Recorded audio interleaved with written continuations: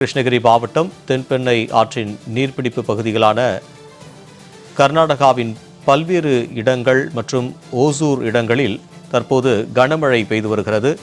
இதன் காரணமாக தென்பெண்ணை ஆற்றிலிருந்து திறக்கப்படும் தண்ணீரில் குவியல் குவியலாக ரசாயன நுரைகள் வெளியேறி வருவதால் அப்பகுதியில் இருக்கக்கூடிய விவசாயிகள் அதிர்ச்சி அடைந்திருக்கின்றனர். இது குறித்தான கூடுதல் விவரங்களுடன் எமது செய்தியாளர் சகாதேவன் நம்மோடு இணைகிறார். சகாதேவன், விரிவான தகவல்.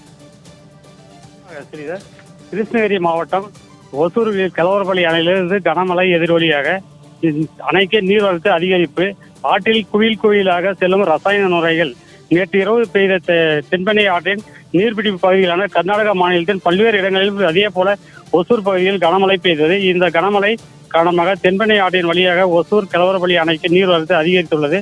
இன்று காலை நிலவரப்படி கலவரப்பள்ளி அணையிலிருந்து 11.50 கனஅடி வினாடிக்கும் வர்த்தகம் வந்துள்ளது. அணையிலிருந்து 10.5 கனஅடி நீர் வெளியேற்றப்பட்டு வருகிறது. அணையில் மொத்த கொள்ளளவாக 44.28 அடி ஆகும். தற்போது அணையிலிருந்து 41 அடி நீர் சேமிப்பில் உள்ளது. அணையிலிருந்து 3 மதகுகள் வழியாக தென்பெண்ணை ஆற்றில் தண்ணீர் திறந்து விடப்பட்டுள்ளது. தண்ணீரின் வெளியேறும் இடத்தில் கடும் துர்நாற்றத்துடன் குவியலாக ரசாயன நுரைகள் வெளியேறி வருகிறது. அதே போல அணையின் வலதுபுறம் மற்றும் இடதுபுற கால்வாய்கள் விவசாய பாசனத்திற்கு திறந்துவிடப்படும் தண்ணீரிலும் குவியலாக ரசாயன நுரைகள் செல்கின்றன.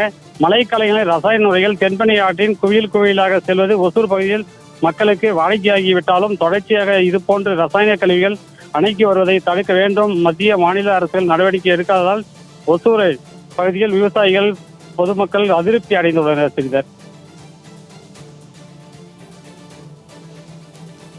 விரிவான தகவலுக்கு நன்றி சகாதேவன்.